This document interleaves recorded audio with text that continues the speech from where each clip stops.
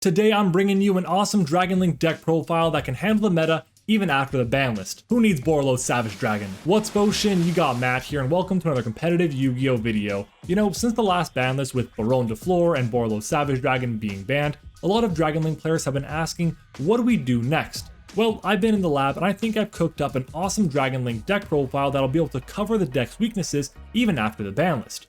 So if you're excited for the video, then make sure to smash the like button. If this video hits 300 likes, I'll bring you the ultimate Dragon Link combo guide with test hands. Also, if you enjoy competitive Yu-Gi-Oh, including deck profiles, guides on how to beat the best decks, meta discussions, and videos just like this one, you're gonna love this channel. So make sure to subscribe. But with that being said, here is the best Dragon Link deck profile for the May 2024 competitive Yu-Gi-Oh format. Let's jump into it. So here is the list. I have a 46 card main deck, 15 card extra, and 15 card side deck for this Dragon Link deck. Now, I say Dragon Link loosely because it's less of Dragon Link and more of a bestial deck itself with a bunch of other engines splashed into it that kind of resembles old school Dragon Link that, well, can perform very well in this format in my opinion. That being said, because I have so many different engines, I am going to cover these decks these cards rather, as their individual engines because there's so many of them and I want to make sure that you're seeing exactly what cards are part of what engines.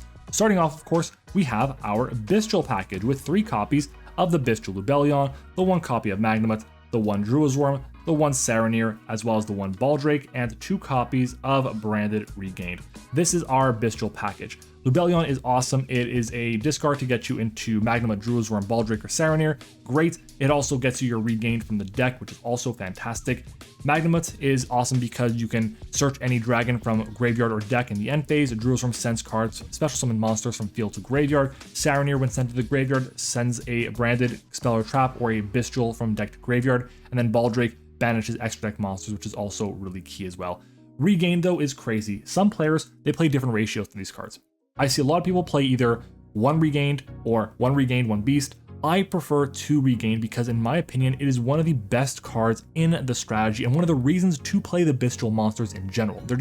It's that strong of a card. The fact that when your opponent summons a monster, you target a bestial in your graveyard, special summon it is key. You can trigger a bunch of effects. And if your Light or Dark is banished, you can just target one of them, bottom deck it, draw a card. Keep your hand fresh. It is really, really strong. And it also counts as interruption too if your opponent's playing a deck with Light or Dark monsters too. That is that. I love this package. I think it's really good and I would not change this package right now. But it is very common to side out a bunch of these cards, especially when going second, especially in this format because there are so many fire decks right now. Moving on to our next package, it is going to be our Red Eyes package, because we have 3 copies of Black Metal Dragon, the 1 Darkness Metal Dragon, the 1 Meteor Dragon, and the 1/1/1. So these cards are crazy. This is the best normal summon in the deck, period. If someone tells you it's something else, they are wrong. This card is great. It's not once per turn. When it's sent from field to graveyard, you add a Red Eyes monster from deck to hand. Darkness Metal is kind of a brick, not too much because it ends up being an extender if you can get it off, which is nice, but it doesn't always work out that way, depends on the hand. And then Meteor Dragon is a brick, period. Some people play the Gamma and Driver package to be able to summon it out, but then you increase its level to 7 and you definitely don't want that in this specific list. So for me, I feel like it's not really important to play it. You could, again, it's personal preference that I don't. There are enough ways that I have to use it as material for discards off of 1/1 or Dragon Ravine or so many other cards I play in this list, so I didn't feel like it was super necessary to have out, and you can always be summoned from the hand off of Romulus's effect too. So that's that, and then 1/1, if you resolve 1/1, you're gonna go so far ahead because you won't have to normal summon this turn, which means if you get nibbed or hit with a hand trap at the wrong time, you can always go for that normal summon and then really turn on the rest of your deck. So that being said, that's gonna be it for our Red Eyes package. Moving on to what I call the Chaos package. We start off with 3 copies of the Starliege Seifert. This card is insane, really strong option in this deck here. The second best normal summon in the deck. We also play the 1 white and 1 black dragon, as well as Chaos Space and Levianeer. Now, this is a really important package here because number 1, you want to have as much link material and synchro material as possible, and this package does just that for you. White Dragon and Black Dragon are basically extra bodies and also get you hand advantage too, so you can use that for discards, which is great. Chaos Space, if you resolve Chaos Space, my god, you should be winning the game if you resolve Chaos Space. The fact that you can add any level 4 to 8 light or dark monster that can't be normal summoned or set is huge. It also gets you cards in the graveyard. It allows you to get recovery because you can recur resources from the banish zone, and you also draw cards too. Just a fantastic card. If you resolve it, you should win. Safer though. Safer is great. It gets you pretty much anything in the deck because if you send the right levels, you can get whatever you really want to, and it also recovers resources from the graveyard. But the reason why it's not as good as something like a Black Metal Dragon is because you can't really chain block the effect, which does come up quite a bit, especially in this format with so many hand traps. So that being said, it's the second best, but still a great option and a very common card to see in your combo.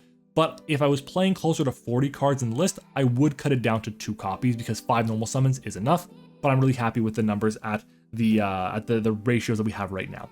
Levianeer is great, by the way. Didn't even talk about it, but I would feel like you need to play Levianeer, I find, in this list because it gets you the recovery, it gets you the hand rip, it also gets you a destruction, a pop 2 rather, without targeting, and it's a searchable dark monster that isn't a copy of the Black Dragon Collapse Serpent off of your Chaos Space. So that's that.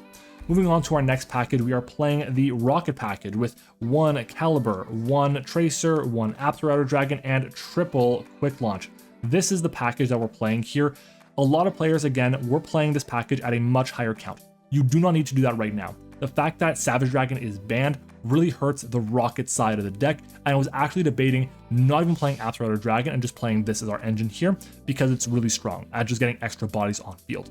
But I decided to keep it in because I felt like having the extra card to have the discard, to be able to get extra bodies on field, to potentially have a much more consistent line at times made sense to have, even though it is technically a card you don't always want to draw, but it's a card when you do draw it, it actually feels decent because you can discard it off of anything, chain block cards, get certain effects off. It's really solid. And then Quick Launch is great because if you do have Quick Launch in hand, when you go for Dragon Ravine, you do not have to send Aperture out of Dragon. You can just Quick Launch out a Rocket instead, and you're in a great position too. Caliber and Tracer are both just level 4 tuner dragon monsters that are really solid. Caliber is a free special summon to a zone a dark link monster points to, and Tracer gets Caliber out of the deck by destroying a face-up card on the field and then locking you into dark monsters from the extra deck. Moving on though, we have the next engine that you will not be happy that I'm playing, but in this specific version of the deck, if you are playing the cards in the extra deck that I am, I think you have to play it. 3 copies of Wanted, 1 original, 1 Diabellstar, and 1 Jet Synchron. Yep, I know, it's expensive. I know it's not Snake Eye, but now it is kind of Snake Eye. It's an engine that you kind of want to play because these two together is a level 8 synchro, which is great. It's a Link 2, it's hand advantage, it's an engine that has to be addressed by hand traps, which means your opponent has to go for something else. They have to try and say, you know what, well, I'm going to try and Imperm or Ash or do whatever on the Diabellstar, which means the rest of your combo can be left untouched, which is even more important. I think it's a great engine here. Again, these two make a level 8, which is a really important line in this specific build, so keep that in mind. But again, I get why you don't want to play it, but for the time being, I think this is the best way to play Dragon Link right now. Moving on though to our bricks. Boost Sector Launch, Ravine, the field spells, you gotta play them. Boost Sector Launch, I was actually debating cutting as well if I wasn't going to play the Aperture Dragon, but I like it because it turns Striker Dragon into a way to chain block Black Metal Dragon, which is really important. And then Ravine is great too because you can send cards from hand that you don't want there to the graveyard, but also get extra pieces of engine into the graveyard to be able to give you as much advantage as possible. So that's going to be our field spells. And then we have our non-engine. We have triple copies of Imperm as well as triple copies of Ash, 2 Ghost Ogre, and 2 Talons. This is my lineup here. Imperm and Ash are the most generic and widely used hand traps right now. They hit the most amount of decks. They're just really great options in the format. I would not be playing any other hand trap in this list above playing these ones here. They're just so strong right now, obviously depending on your locals, but I do think these are great. Ghost Ogre is awesome because there are players on Tempai Dragon, on Voiceless Voice, and these are great against those strategies, and I want to have as much for those strategies as possible. And then Talents as well is a great option because this is a going first deck. There's a lot of hand traps in the format. You're going to be hand trapped with this deck. And if you are, you Talents, look at their hand, get rid of the starter, board breaker, whatever the case might be, you win the game. Really great. I would not be making any change to these 8 cards here. This is more format dependent, and I think right now it makes a lot of sense, especially because it's a light monster that can discard with Chaos Space as well, or even banish with my Bestials too. Moving on though to our extra deck, we have Starting off with the Link monsters, we have our Link 1s in Striker Dragon and Pisty. These two are great. Striker has the effect to add boost after launch. Pisty can summon back a level 4, or and what am I saying, a level 4? Any dragon monster that is banished or in your graveyard. Really great for recovery and to extend as well. We're also playing the 1 copy of Dark, the 1 IP, and the 1 Little Knight as some Link to Dark monsters. Dark is great because we're playing the Diabellstar. It's super solid. A lot of Dark monsters in the format, lets us extend as well, which is great. IP and SP are kind of our replacement pieces for the Savage Dragon. A lot of the time you would end on SP or IP sometimes in Dragon Link. Now it is very common to end on these cards as well. And I think it actually makes a lot of sense because if you have SP with Regained on the field and your opponent summons a lighter dark monster, you can banish that card and then just use Regained, put it back in the deck, and it won't come back anymore, which is key. We're also playing our Dragonian Knight Romulus and our 1 copy of Spheres as our Link 2s. Romulus is part of our engine, it's part of our combo. You add Ravine off of it. Its second effect to summon a dragon monster or a winged beast monster from hand if a monster is summoned from the extra deck to his own points to. And when I say a monster, I mean a dragon monster. So this gets you your copy of Meteor Dragon onto the field. Its effects are negated and it can't use the Link material, but who cares? You synchro with it, you Xyz with it, you have so many options, so it doesn't really matter. We then have Spheres, which is such a common piece of the end board. An amazing card in this deck. The non-target bounce, summon from deck, is just, it's so good in this strategy. We're also playing the Triple Burst Dragon and the Boral End Dragon. Last note on Spheres, at times you get Dark Locked. When you do get Dark Locked and you can't make Spheres, it does hurt, but it doesn't always come up. So yeah, it's not the end of the world. Triple Burst Dragon is also really good because it's a dark dragon monster that is a generic Link that has a downward pointing arrow. That's why we play it. If there was a better option, we would play it, but for the time being, there is not. That's why we stick with Triple Burst Dragon. And then we have a Boral End Dragon. I would love to play more rockets to make Boral End better, but it's just not conducive to a winning strategy right now. When you can make Boral End, my god, it is crazy. Even if you have no rockets in graveyard and the negate is not online, you have access to an almost unbeatable boss monster, which is really strong. Then we have the next package, our Synchros. Now, without these next 3 cards, I would not be playing the Diabellstar package. We're playing the Scarred Dragon Archfiend, the Red Dragon Archfiend, and the Hot Red Dragon Archfiend Abyss. These cards are so good in this deck. Scarred Dragon Archfiend is a level 8 generic monster. I say generic, it's not really generic. It requires a tuner and a non-tuner dark monster. What is Diabellstar? A non-tuner dark monster. So you make the Jet Synchron, tune with the Diabellstar, and boom, you have Scarred Dragon Archfiend. Now, this card is great because if you're in a situation where you're worried about Nibiru, and your opponent Nibiru's you here when you have Scarred Dragon Archfiend before you can get Steers up, for example, sure, whatever. You get the token from Nib, you also resolve the effect of Scarred Dragon Archfiend to summon out an RDA from your extra deck, which is great. It's a level 8, but because you made the Scarred Dragon Archfiend, you likely have Jet Synchron in your graveyard. You discard a card, summon it out, sync the Jet Synchron with the RDA into Abyss, which gets you a negate as well. So I think it's a great combination here. It comes up a lot. And honestly, if you can get to it, it's just a great option. It does utilize a lot of extra deck space, but I'm really happy with this in my list right now. Our last 2 synchros are the 1 copy of Dispatter and the 1 copy of Chaos Angel. If Spheres is the boss of the Link monsters, then Dispatter is the boss of the synchros. Just an amazing card. If you see a Bestial, more likely than not, you're going to be ending your turn with a copy of Dispatter on the field, which is great to know. Then we have our Chaos Angel as an awesome card for protection from battle and for being immune to monster effects as well. Just a great card if you can make it. I highly recommend it. Mostly on turn 2. It does come up sometimes on turn 1, but most of the time it's a turn 2 card. And then finally, the last card is the 1 Atum. Atum is an awesome card because you summon it with 2 level 6 dragons like a Bestial or the Meteor Dragon, for example, and it ends up doing a lot of good work for you because you can summon out any dragon from your deck and you can just still use its effects, which is really key. It's not a perfect card and you don't really make it all the time. It's really only being made if you absolutely need another way to extend, and Atum kind of does that for you. So just keep that in mind. It's not always going to be made, but when it is, it ends up coming pretty much in handy. So that's gonna be it for our extra deck.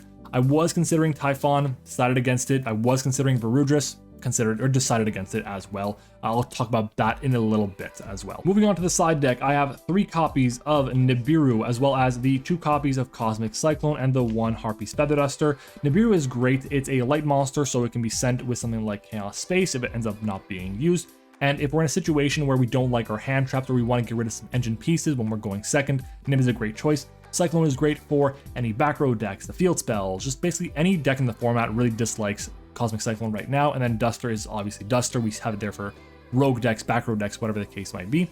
We are also playing 3 copies of Forbidden Droplet as my board breaker of choice in this specific build. It lets me take advantage of cards I want to be sent to the graveyard. If I want to discard a Saronir to send a copy of Branded Beast or Branded Regain, I should say, or a copy of the Bestial Rebellion, whatever the case might be, then Droplet helps me get there. It's negation, lets me beat over things, just a great option. It doesn't target, so many good things from Droplet. We're also playing the 1 copy of Ghost Ogre. We have the second and third one in the main deck, so we keep it there. I'm also playing Branded Beast as an extra branded card if I need to for the Bestial Rebellion. Doesn't always come up, but when it does, it's nice to have an option for if I wanted to, and it's great against back row decks. And then of course we have 3 copies of Dimensional Barrier, an awesome card in this format against Tenpai Dragon, against something like Voiceless Voice. So many great decks it's good against. I want to keep it in the side deck just in case. And the final card is Scarlet Red Dragon Archfiend. You gotta play it. It's great going into game 3. It's great when we're running low on time, and it's great to deal some damage to your opponent. So having it is awesome, and it's a generic level 8.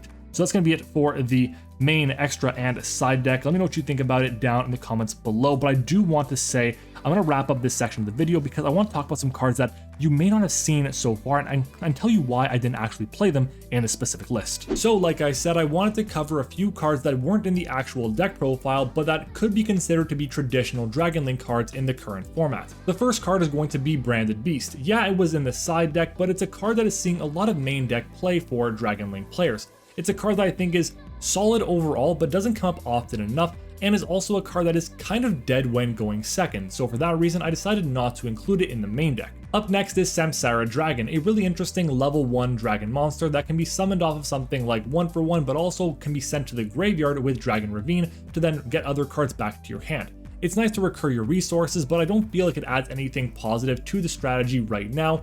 It is a light monster, so eventually it could be an option I consider, but for the time being, I'm happy without it. Noctivision Dragon is also a great card to have, and I really want to add it in the deck itself because it's an awesome extender, it gets you hand advantage, but I just felt like at times it could lead to some bricky hands, and at 46 cards in the main deck, it didn't make much sense to include it as well. The same goes for Chaos Emperor, the Dragon of Armageddon. It's a great card that can recover resources from the Banish Zone that can really do a lot of good things, but most of the time whenever I saw it in my opening hand, I was pretty disappointed. I wanted it to be like literally anything else. If it was a hand trap, I felt like I'd be better off most of the time, so I decided to keep it in the binder for the time being. The Vision Resonator package was also considered in this specific list, but because I'm already at 46 cards, it just felt a little bit tight to already play all these cards in the strategy. I definitely want to play 2 copies of Vision Resonator and 1 copy of Crimson Gaia to get the engine online, and while they're great cards to help extend and synchro summon with the Lubellion or the RDA into Abyssal Dispatter,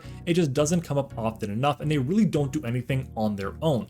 But if you wanted to play them, you definitely could. The same goes for the next package, being the Assault Synchron package, which is a great package in this strategy. I would definitely play 2 copies of Assault Synchron and the 1 copy of Tuning, which are great cards built to then allow you to extend further, but also get a level 2 tuner and recover back your Abyssal Dispatter as well. I just feel like the card itself is a little bit win more for this specific list that I'm playing, and again, at 46 cards, it's very hard to just justify fitting them in and also seeing hand traps when I want to see them. And then finally is Varudris, the new rank 10 monster from Legacy of Destruction. It's a great card, it offers an Omni Negate, but it's very high investment for this specific list. You can make it with Bestial Dispatter or Red Eye's Darkness Metal Dragon or even Chaos Angel, but it feels like most of the time I'd rather have those monsters on the field to actually have their effects rather than the Omni Negate. And if I do make it with Dispatter, sometimes I'm not going to have a copy of Regained on the field, which means that Dispatter will go to the graveyard and I have no way to recover it back until I get that copy of Regained out of the deck. It's just a bit too high investment for me for the time being, so I'm not going to be playing it. But thank you for watching this deep dive Dragon Link deck profile. If you guys made it this far in the video, you must have enjoyed it, so make sure to smash the like button and of course subscribe to the channel as well for more amazing competitive Yu-Gi-Oh videos.